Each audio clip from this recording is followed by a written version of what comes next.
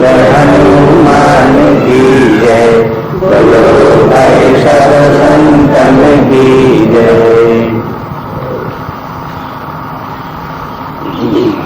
दुआ संख्या 29 के बाद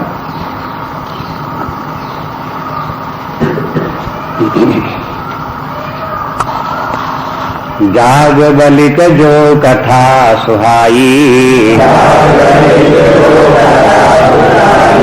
भरद्वाज मुनिवर ही सुनाई।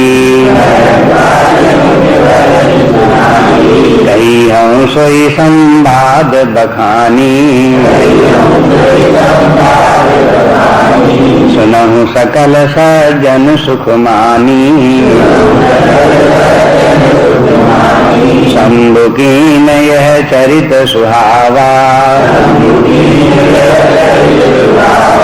बहुरी कृपा करे महि सुनावा। सोई शिव काक भुसुंडी दीना, राम भगत अधिकारी चीना। यही सन जाग बलिक पुनि पावा, दिन पुनि भरद्वाज प्रति गावा। श्रोता बक्ता समशीला, समदर्शी जानहि हरि लीला। जानहि तीन काल निज ज्ञाना, कर तलगत आमलक समाना। और जे हरि भगत सुजाना,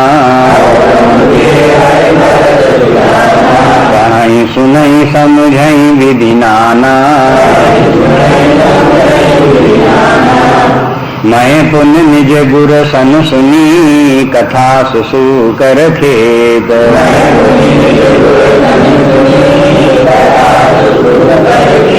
समझी नहीं तस बालपन, तब यति रहूं अचेत।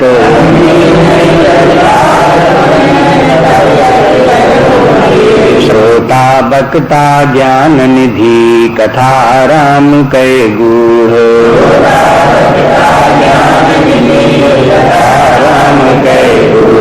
किम समझूं मैं जीव जड़ी, कलिमल ग्रसित विमूढ़।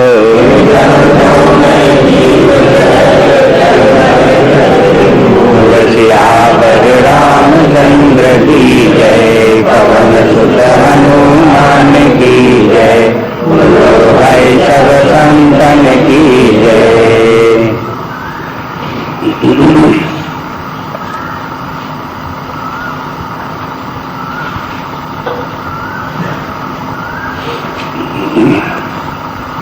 कल देख रहे थे तुलसीदास जी वंदना करते करते राम नाम की वंदना की, और उसके बाद भगवान राम जो दशरथ नंदन राम, उनकी भी वंदना की।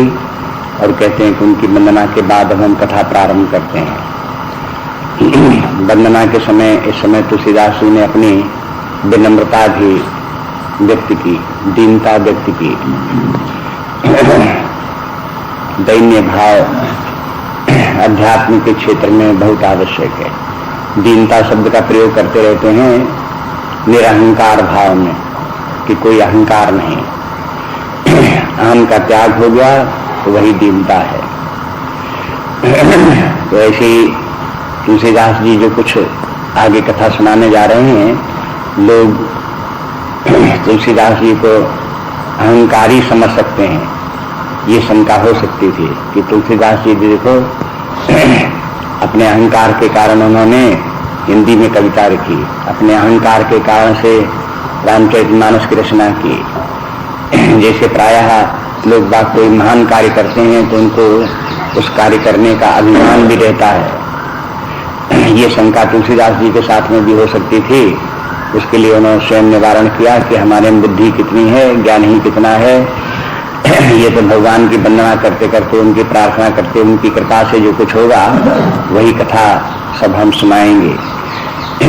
इस प्रकार से अपनी दीनता का वर्णन करके अब कथा के विषय पर आते हैं। तो पहले तो ये सुनाते हैं कि कथा की परंपरा क्या है। तुलसीदास जी जो कथा कहेंगे वो कहाँ से आई है, कहाँ से प्रारंभ हुई, किस प्रकार से तुलसीदास जी को प्राप्त हुई, वो प्रसंग सुनाते हैं। और फिर कथा की महिमा सुनाते हैं। जैसे तुलसीदास जी ने राम नाम की महिमा सुनाई, वैसे ही कथा की भी महिमा है। उस कथा के भी बहुत गुण हैं, बहुत लाभ हैं, वे सब भी बताएंगे, तब आगे बढ़ेंगे कथा में। इसलिए पहले इस कथा की परंपरा बताते हैं। कहते हैं याज्ञवल्क्य की जो कथा सुहाई, याज्ञवल्क्य ने जो सुंदर कथा सुनाई थी, भरद्वाज मुनिवर ही सुनाई। भरद्वाज मुनि को जो उन्होंने कथा सुनाई थी, कहियों सोई संवाद बखानी, उन दोनों के बीच में जो संवाद हुआ वही कहियों को मैंने वही मैं कहूंगा।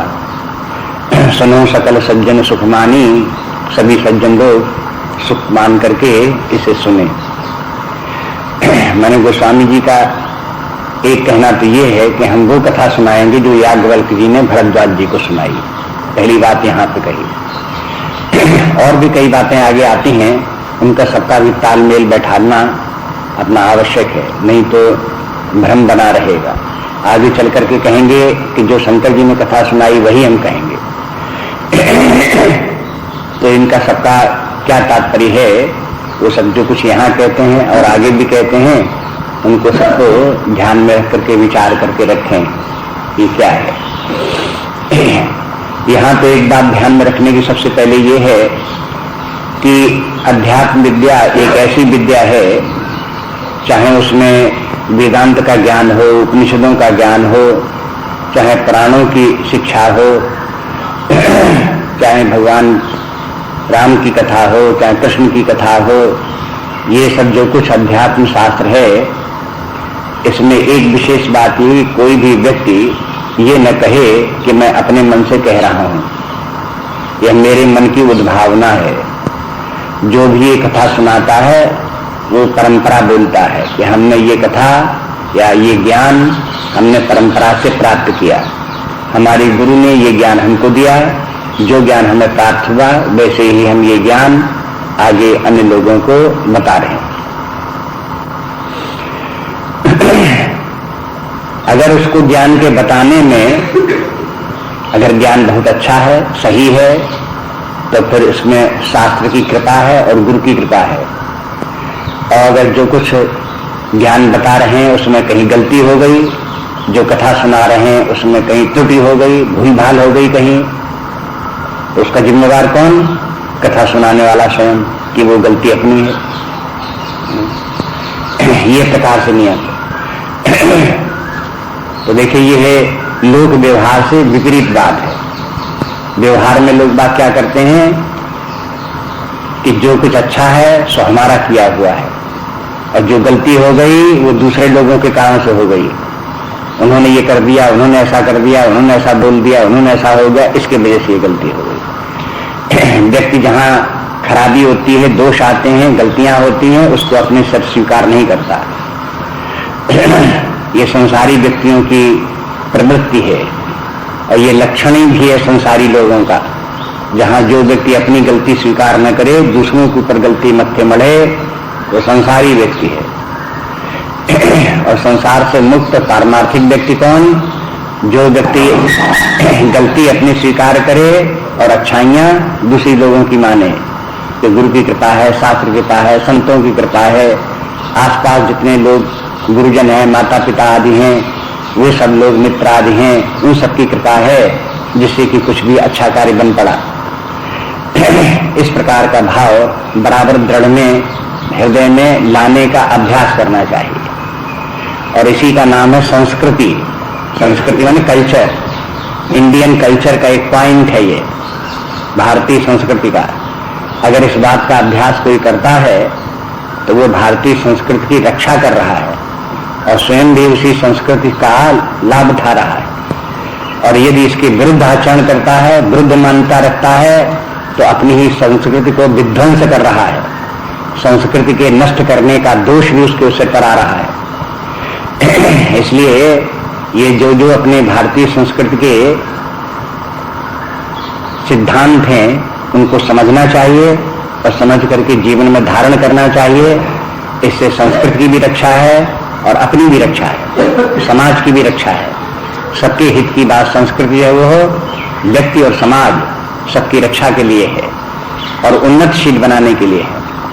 इसलिए गोस्वामी जी शुरू साफ साफ कह देते हैं कि जो कुछ कथा हम सुना रहे हैं ये वही कथा है जो याज्ञवल्क्य जी ने भरद्वाज जी को सुनाई थी, वही कथा सुनाते हैं। दो बातें यहाँ पर उन्होंने संकेत कर दिया कि याज्ञवल्क्य जो कथा सुहाई को मैंने सुंदर, याज्ञवल्क्य जी ने भगवान श्री राम जी की बड़ी सुंदर कथा सुनाई। तो उस कथा की सुंदरता आकर्षण का हमको भी भाया, अच्छा लगा, तो वही कथा अब हम अन्य सब लोगों को सुनाते हैं। इस कथा को सुनने वाले थे भरद्वाज मुनिवर ही सुनाई। मुनिवर भरद्वाज को ये कथा याज्ञवल्क्य जी ने सुनाई। अब इसका विस्तार आगे करेंगे चल करके, वहां पर देख लेंगे। देखेंगे कि एक बार जब कुंभ हो गया और सब लोग प्रयागराज से जितने यात्री लोग आए थे सब अपने अपने स्थान को चले गए, तो याज्ञवल्क्य भरद्वाज जी के आश्रम में ठहरे हुए थे उन दिनों में, तो ये भी जाने लगे। तो जब भरद्वाज याज्ञवल्क्य जाने लगे तो भरद्वाज जी ने उनको रोक लिया, कहा कि अब सब लोग भीड़ भाड़ चली गई है, अब थोड़ा शांति से आप थोड़े दिन और रहिए और भगवान की कथा हमें सुनाइए, हम उसे सुनना चाहते हैं। उस कथा में हमारी बड़ी रुचि है और भगवान की कथा के आप बहुत ज्ञाता हैं, भगवान के चरणों में आपकी भक्ति भी बहुत है, इसलिए वो कथा आप हमको सुनाइए। तो ऐसे भरद्वाज जी के निवेदन करने पर याज्ञवल्क्य ने वो कथा वहां पर सुनाई है। एक बात ये भी ऐसा लगता है कि भरद्वाज तो मुनि हैं ही हैं, लेकिन जब उन्होंने भगवान राम की कथा सुनी तो मुनियों में भी श्रेष्ठ मुनिवर हो गए। इसलिए कहते हैं कि भरद्वाज मुनिवर ही सुनाई, ये कथा उनको भरद्वाज को सुनाई। तो अब देखो, कथा कहने वाले और कथा सुनने वाले दोनों ही मुनि हैं, ऋषिकूट के हैं, बड़े ज्ञानी हैं, तब ये कथा की परंपरा चलती है। ये माने कथा जो है वो हो, प्रायः लोग बात समझते हैं कि कथा तो जो कुछ नहीं जानते उनको कथा सुनाओ और जो नहीं जानते वही सुनते हैं। तो जो कुछ नहीं जानते अज्ञानी व्यक्ति हैं वो भी कथा सुनते हैं, तो उनको ज्ञान कुछ न कुछ होता है। लेकिन इस कथा को बहुत कुछ समझने के लिए, संपूर्ण रूप से तो नहीं, बहुत कुछ समझने के लिए ज्ञानी व्यक्ति ही चाहिए, जो कि बहुत ही बुद्धिमान हो, सूक्ष्म दृष्टा हो, जिन्होंने बहुत अध्ययन किया हो, वे लोगों को जो है वो हो ये कथा कहनी चाहिए और सुननी भी चाहिए। समाज में एक प्रकार की मान्यता भ्रांति इस प्रकार की है कि ये कथा तो अज्ञानी व्यक्तियों के लिए है। किसी व्यक्ति ने किसी यूनिवर्सिटी से एमए पास किया है, पीएचडी है, डीलिट है, विश्वविद्यालय किस प्रकार की उपाधियां प्राप्त है, तो अपने उस ज्ञान के सामने समझता है कि हमारे लिए कथा बिल्कुल बेकार है, हम तो वैसे ही बहुत विद्वान हैं, इस कथा की क्या जरूरत। कभी कभी वेदांत का ज्ञान रखने वाले व्यक्ति भी, जिन्होंने वेदांत बहुत सीखा, अद्वैत वेदांत शंकराचार्य जी को सीखा, आत्मा परमात्मा के एकत्व इत्यादि के जगत के मिथ्यात्व को जाना, तो वो अपने ज्ञान के अभिमान में उनको ऐसा लगता है कि हम तो वैसे ही सब जानते हैं, सब ज्ञान हमें प्राप्त है और हमने बहुत दिनों तक ये ज्ञान सीखा है, गुरु से सीखा है, बहुत दिनों तक साधना की है तब ज्ञान ही आया है। ऐसे समझ करके ज्ञान का जो अभिमान होता है उसमें भी व्यक्ति कथा सुनने की प्रवृत्ति खो बैठता है। लेकिन शास्त्रों का, संतों का कहना यह है कि अज्ञानी व्यक्ति, साधारण ज्ञान रखने वाले व्यक्ति कथा को सुने, उनको तो लिए तो है ही है, कोई संदेह की बात नहीं, लेकिन ज्ञानी व्यक्तियों के लिए भी ये कथा है, उनको कथा सुननी भी चाहिए, सुनानी भी चाहिए, दोनों ही बातें। रामचरितमानस में इस बात को इतिहास के रूप में, मैंने घटनाक्रम में भी इस बात को बताया। जैसे भगवान राम हैं, वे तो सभी जानते हैं, स्वयं ही भगवान है, इसलिए भगवत लीला को उनसे कुछ छिपी नहीं है, उन्हीं की सब लीला ही है। लेकिन फिर भी भगवान राम पुराण सुनते हैं, उपनिषदों को सुनते हैं, वेदों को सुनते हैं। कथा पुराण वशिष्ठ बखान ही और सुन ही राम यद्यपि सब जाने। यद्यपि सब जाने के माने ये कि जानते सब है। कोई भगवान राम से ज्यादा जानने वाला थोड़ी संसार में, चाहे जितना पढ़ा लिखा हो जाए, चाहे जितना विद्वान हो जाए, चाहे जितना वेदांती हो जाए, कोई परब्रह्म परमात्मा से, भगवान से ज्यादा ज्ञान रखने वाला थोड़े हो जाएगा। जब इस प्रकार से देखते हैं कि भगवान राम भी इस कथा को सुनते हैं, तब तो ये हर व्यक्ति को ये कथा सुननी चाहिए। और जो कथा सुनते हैं, ये कथा सुनाते हैं, वही वास्तव में भाग्यशाली हैं और उन्हीं की बुद्धि सद्बुद्धि है, अन्यथा विपरीत बुद्धि कार्य करती रहती है। इसलिए शास्त्रों में बार बार यही सब बताना पड़ता है कि देखो साधारण व्यक्तियों की बुद्धि है उल्टी चलती है। उनको हर बार बात में बुद्धि को सीधा करना पड़ता है कि देखो तुम्हारी ये मान्यता गलत है, सही बात ये है। इसी तरह से यहाँ पर भी देखते हैं कि भरद्वाज और याज्ञवल्क्य के बीच में जो संवाद हुआ, याज्ञवल्क्य ने जो कथा सुनाई, भरद्वाज जी ने जो सुनी, तो तुलसीदास जी कहते हैं उसी कथा को हम सुनाएंगे। लेकिन अब क्या तुलसीदास जी जो है वहां पर वो कथा सुनने के लिए वहां बैठे हुए थे भरद्वाज जी के पास, याज्ञवल्क्य के पास, इन्होंने कैसे सुनी? तो ये बताते हैं उस वही कथा परंपरा से आई और फिर हमने अपने गुरु से सुनी, ये बात बाद में बताते हैं, लेकिन कथा वहीं से चली आ रही है। भरद्वाज से वो बात को शुरू करते हैं, लेकिन भरद्वाज को ये कथा कहाँ से प्राप्त हुई, याज्ञवल्क्य को ये कथा कहाँ से प्राप्त हुई, इसके ऊपर जब विचार करते हैं तब आगे की बात कहते हैं कि शंभु की ये चरित्र स्वभावा। अब कहते हैं सबसे पहले इस कथा के रचयिता भगवान शंकर जी हैं। उन्होंने इसको जो है कथा रूप में संपादित किया था। भगवान श्री राम जी ने तो चरित्र किए, अवतार लिया, लीलाएं की, लेकिन उन सब लीलाओं को, उन चरित्रों को भगवान शंकर जी ने भाषाबद्ध करके उसको शब्द रूप में उसको तैयार किया। तो उन्होंने अपनी बुद्धि में उसको रखा। आगे चल करके इस बात को फिर कहेंगे, जो बात यहाँ रह जाती आगे बताएंगे।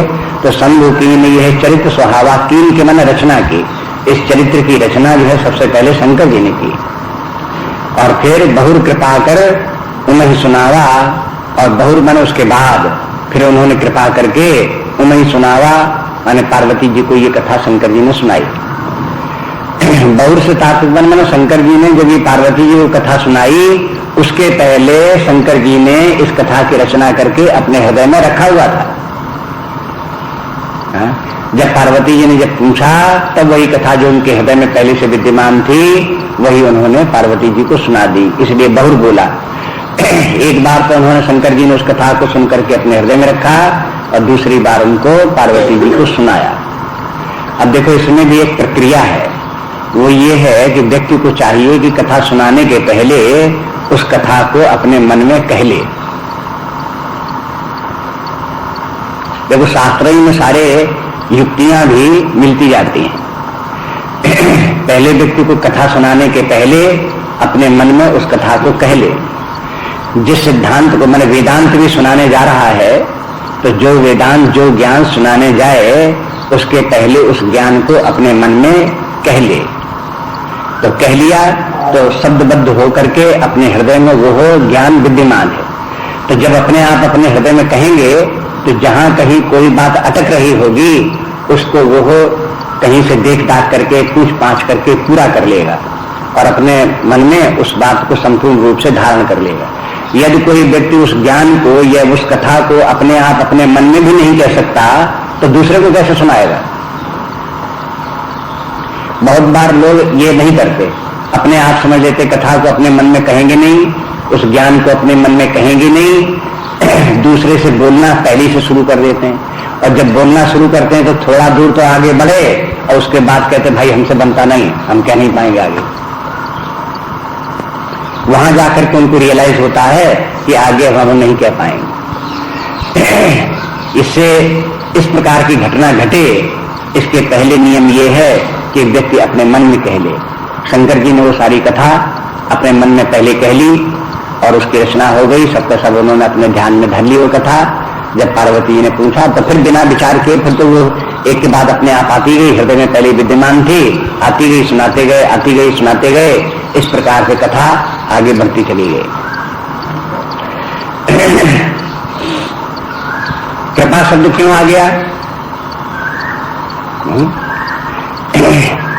माने पार्वती जी के ऊपर शंकर जी ने कृपा की तब कथा सुनाई। और एक नियम ये भी है अपने शास्त्रों में कि यह ज्ञान, अध्यात्म विद्या का ज्ञान बिना पूछे किसी को नहीं बताना चाहिए। फिजूल में बोलता फिरे ऐसे करके नहीं करना चाहिए। जब किसी व्यक्ति के मन में जिज्ञासा प्राप्त हो कि हमें ये ज्ञान चाहिए, ये कथा, ये सिद्धांत या ये ज्ञान हम जानना चाहते हैं, हमें बताइए, तब वो ज्ञान उस व्यक्ति को बताना चाहिए। तब वो कारगर होता है उसको, और वो व्यक्ति उसको महत्व दे करके सुनता भी है और उसका जीवन में उसका प्रभाव भी देखने में आता है। और ऐसे ही व्यक्ति को अधिकारी भी कहते हैं। जिसे जिज्ञासा नहीं, वो अधिकारी नहीं, उस व्यक्ति को ये ज्ञान सुना देंगे तो वो ज्ञान सुनेगा भी नहीं और उसके ऊपर प्रभाव नहीं पड़ेगा। बाद में ये लगे कि ज्ञान बिल्कुल बेकार है।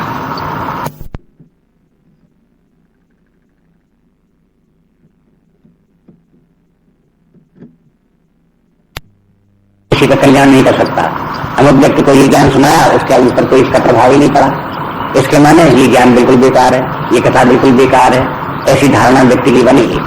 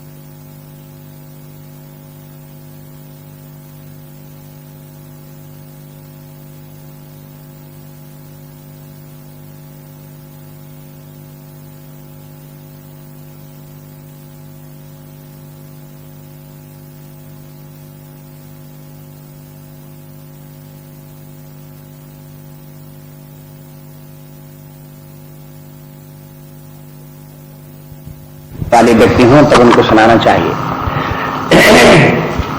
और याज्ञवल्क्य ने ये कथा जो है वो हो जो भरद्वाज को सुनाई वो भी कृपापूर्वक सुनाई। जब वैसे एक महीने भर भरद्वाज के यहाँ याज्ञवल्क्य जी ठहरे रहे आश्रम में, उन्होंने अपने तरफ से कथा नहीं सुनाई। ये नहीं कहा कि भरद्वाज यहाँ इतने लोग आते हैं, चलो यहाँ बैठे हुए हम कथा ही सुनाते हैं, सुने कथा सब लोग। उन्होंने अपने तरफ से प्रस्ताव नहीं रखा। जब भरद्वाज जी ने पूछा कि कथा में सुनाइए और हम सुनना चाहते हैं, उनका बड़ा सत्कार किया और उनको उससे आग्रह किया, तब याज्ञवल्क्य ने भरद्वाज जी को कथा सुनाई। ऐसे ही शंकर जी ने ये कथा रच करके अपने मन में रखी, लेकिन पार्वती जी को भी नहीं सुनाई। पार्वती जी सदा उनके साथ रही और जहां कहीं जाते थे वहां साथ थी, कैलाश पर्वत में थे वहां पर भी उनके साथ थी, लेकिन उन्होंने इसके बारे में पूछा नहीं, तो शंकर जी ने कथा सुनाई भी नहीं। ऐसे ही आप देखेंगे कि भगवान कृष्ण और अर्जुन की बड़ी मित्रता थी। कोई ऐसा नहीं कि महाभारत के युद्ध क्षेत्र में गए तो पहली बार भगवान कृष्ण और अर्जुन मिले थे, उसके पहले एक दूसरे से परिचय नहीं था, कभी मिले नहीं थे। अरे ये सब बाल्यकाल से मित्रता थी और बहुत साथ इनके रहे। लेकिन भगवान कृष्ण ने कभी भी अर्जुन को गीता का ज्ञान नहीं सुनाया।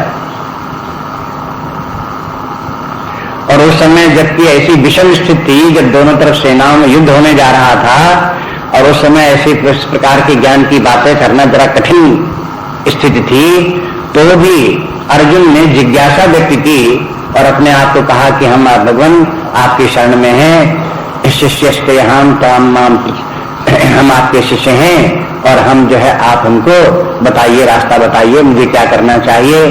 तब भगवान ने गीता का ज्ञान अर्जुन को सुनाया। ये विधान इस प्रकार का सुनाने का ये, लेकिन ये कथा गुप्त रखने के लिए नहीं है। ऐसा नहीं कि किसी को बताओ ही नहीं, ऐसा नहीं है। सामान्य रूप से लोगों को कथा की महिमा बताई जा सकती है, लेकिन जब महिमा सुनकर के किसी व्यक्ति में ये भावना आएगी तो कथा की तो बड़ी महिमा है, हम भी सुनना चाहते हैं, तो जब उसके मन में जिज्ञासा उत्पन्न हो तब कथा सुनानी चाहिए। जैसे खाने के संबंध में नियम है, जिसका पेट भरा हो, खाना न चाहता हो, उसको खाना खिलाना बिल्कुल बेकार है, उसको कोई तृप्ति नहीं होगी। अगर किसी को खिलाना चाहते हो तो पहले उसे चूरन खिलाओ, पहले उसको भूख लगे, और जब चिल्लाए कि बहुत भूख लगी कुछ खिलाओ, तब कहे हाँ आप खाओ, तब उसको खाना खिलाओ तो उसे भूख में अच्छा लगेगा, उसे तृप्ति होगी, उसे प्राप्त होगी। ऐसे ही पहले ज्ञान की भूख उत्पन्न करनी चाहिए। इसलिए बहुत बार जो बड़े बड़े प्रवचन होते हैं, बहुत लोग, हजारों लोग जहाँ इकट्ठे होते हैं, वहाँ कथा कम होती है, लोगों को भूख बढ़ाई जाती है। उनको कथा की महिमा, अध्यात्म विद्या की महिमा ये ज्यादा सुनाई जाती है। सुनते सुनते सुनते सुनते लोगों के मन में जब जिज्ञासा उत्पन्न हो जाती है, तब वो स्वयं सुनने के लिए, पता लगाने के लिए घूमने लगते हैं। तो इसलिए देखो उसी बात को इस प्रकार से कहते हैं, सम्मुखीनी है चरित्र सुहावा, बहु कृपा करो मैं सुनावा, और सोई शिव काकभूषण गई दीना। और फिर कहते हैं उसी कथा को शंकर जी ने काकभूषण को भी वही कथा सुनाई, और राम भगति अधिकारी चीन्हा। और वही जो है ऐसा क्यों किया? क्योंकि उन्होंने भगवान राम के भक्त और अधिकारी समझा। इसलिए देखो शंकर जी ने पार्वती जी को जब कथा कब सुनाई? जब देखा कि पार्वती जी कथा सुनने की अधिकारी हैं, तब सुनाई। काकभूषण को भगवान ने कब ये कथा दी? काकभूषण को कैसे प्राप्त हुई? शंकर जी से तब प्राप्त हुई जब काकभूषण जी भी उसके अधिकारी हुए तब। तो अधिकारी के तात्पर्य क्या है कि जिसको भक्त के माने है प्रेम, जिसको भी भगवान में प्रेम हो वही उसका अधिकारी है। अगर भगवान के प्रति प्रेम भाव है ही नहीं तो वो कथा का भी अधिकारी नहीं है। इसलिए पहले तो भगवान में प्रेम भाव उत्पन्न हो, इस प्रकार से बोलना चाहिए। कथा की महिमा सुनावे, भगवान की महिमा सुनावे, लोगों को भगवान की प्रति भक्ति भाव जागृत हो, तब वो फिर और अधिक जानने की जिज्ञासा करते हैं, तब कथा सुनाई जाती है, तब वो कल्याणकारी भी होती है उनके लिए। यहाँ पर जो है ये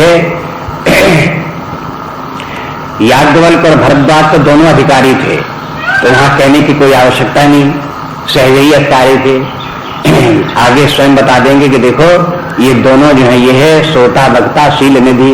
ये श्रोता और वक्ता दोनों ही ज्ञान निधान, बड़े ही गुणवान, तो वहां तो कोई बातें नहीं, वो तो अधिकारी हैं ही हैं। लेकिन अधिकारी को संदेह यहाँ हो सकता है, जैसे शंकर जी ने पार्वती जी को ये कथा सुनाई, तो कहीं कहीं इस प्रकार से बात आती है कि स्त्रियां और शूद्र ऐसे कुछ लोग जो है वो इस कथा के अधिकारी नहीं है, इस ज्ञान के अधिकारी नहीं है। तो फिर उनको भी, वे भी जब अधिकारी बने तब कथा सुने।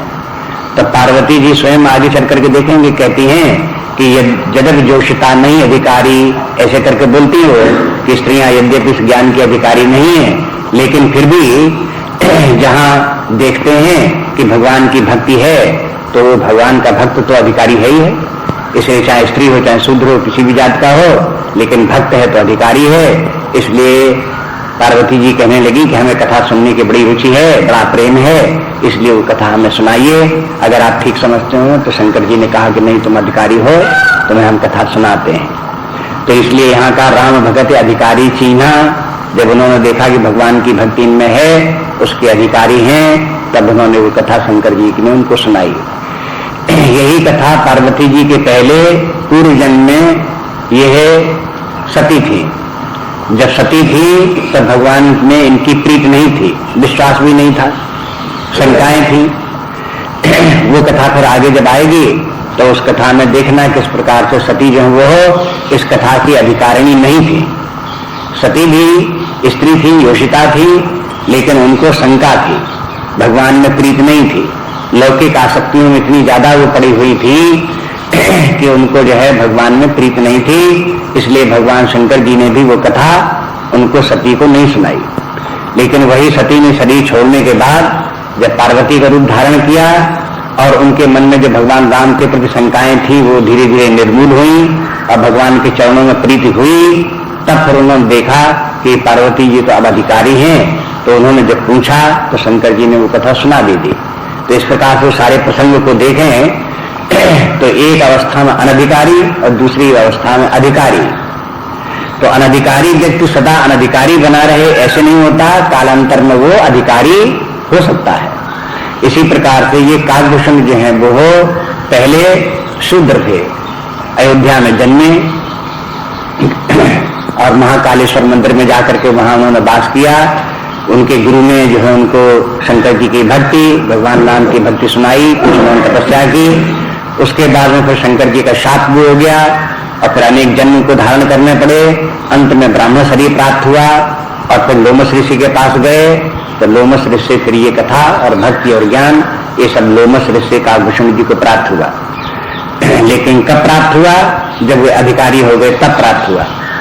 तो उस कथा के अनुसार देखते हैं उत्तरकांड में कि काकभूषण को जो ये कथा सुनने को मिली लोमस ऋषि से मिली। ऐसी कथा नहीं है कि शंकर जी से कथा सुनी हो उन्होंने कहीं, बल्कि उत्तरकांड में उल्टा इसके आता है कि पार्वती जी से शंकर जी से पूछा कि आपने ये कथा कहाँ से सुनी, कहाँ से जानी? तो शंकर जी ने भी कह दिया कि हमने ये कथा काकभूषण जी से सुनी। तो बाद में शंकर जी ने काकभूषण जी से भी कथा सुनी थी। वही बात ठीक है। एक बार फिर जब शंकर जी ने इतिहास बता दिया कि जब तुम सती थी और शरीर तुम्हारा इस प्रकार से छूट गया और ये हो गया, उस समय हम घूमते फिरते रहे तो वहां काकभूषण जी के आश्रम में भी पहुंचे। वहां पर कथा हो रही थी, काकभूषण ने जो कथा सुनाई थी, तो वहां पर भी हम पक्षी रूप धारण करके वहां हम रहे और जो कथा हमने सुनी थी वही कथा हम तुमको सुनाते हैं। तब देखो शंकर जी भी ये नहीं कहते कि पार्वती ये कथा हमारी अपनी रचना है और वही हम तुमको सुनाते हैं। यद्यपि शंकर जी की कही हुई कथा काकभूषण जी को भी प्राप्त हुई, लेकिन काकभूषण जी से जब शंकर जी ने सुना तब जब पार्वती जी को सुनाने लगे तब उनको यही कहने लगे कि जो कथा हम तुमको सुना रहे हैं ये कथा हमने काकभूषण से सुनी है। माने इस बात ये बहुत ही आवश्यक दिखाई देता है कि कथा सुनाने वाले इस कथा की परंपरा को कहीं अपने पूर्व से जोड़े। ये बहुत आवश्यक है। शंकर जी ने भी इसको जोड़ा काकभूषण जी से, लेकिन यहां ये कहते हैं कि शंकर जी ने ये कथा काकभूषण जी को दी। कहते हैं सोई से काकभूषण दीना। अब यहाँ दीना को मैंने सुनाया नहीं, कोई जैसे कोई वस्तु दे दी जाए किसी को, इस प्रकार से दे दिया गया। तो देने वाली वस्तु जो है तो कभी कभी तो सीधे दी जाती है, एक देने वाला एक लेने वाला, सीधा सीधा डायरेक्ट देने